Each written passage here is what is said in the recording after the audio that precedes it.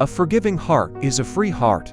The year was 1999. In a quiet suburb near Manchester, England, Margaret Allen, a 39-year-old woman, lived a peaceful life with her husband and teenage son. She was known as a loving mother, a devoted wife, and a trusted friend. Life was simple but full of meaning. At least, that's what she thought. One quiet autumn afternoon, Margaret stumbled upon a truth that shattered her world. Her husband had been unfaithful for years.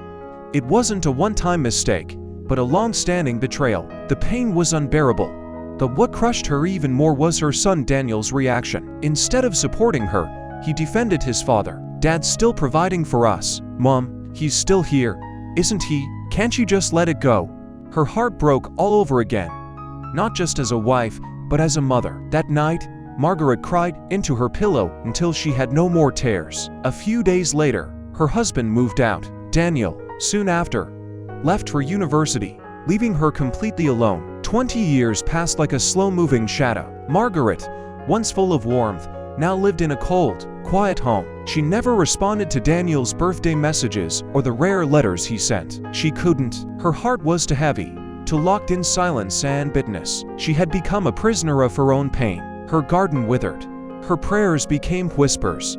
Even the sunlight seemed to avoid her windows. Forgiveness? That felt like betrayal to herself. Then came 2021. The pandemic had loosened its grip on the world, but the loneliness remained. One afternoon, there was a soft knock on Margaret's door. It was a new neighbor, a gentle young woman named Chloe Bennett, who had moved in next door. Every day, Chloe would visit, sometimes with muffins, sometimes just with a kind smile and time to talk. At first, Margaret remained distant, but slowly, something thawed. The warmth she had buried deep inside began to rise again. One afternoon, Chloe looked at her and said, "Greater than there's a sadness in your eyes, Margaret, like you've locked your heart away. Is it possible you haven't forgiven someone, maybe even yourself?" Those words pierced her. That evening, Margaret finally opened up. She told Chloe about her husband's betrayal, Daniel's silence, and the years she spent drowning in resentment. Chloe took her hand gently and said, "Greater than you still love them, don't you? The hurt never erased your love. Maybe, just maybe, your heart is ready to forgive, if you let it." That night, Margaret sat by the fireplace with her phone in hand. Her fingers trembled as she dialed a number she hadn't called in nearly 2 decades. "Hello," a voice answered. It was deeper now, more mature. "Mom, is that you?" She couldn't speak. Tears rolled silently down her cheeks. "Mom, are you there, please? I've missed you," she finally whispered.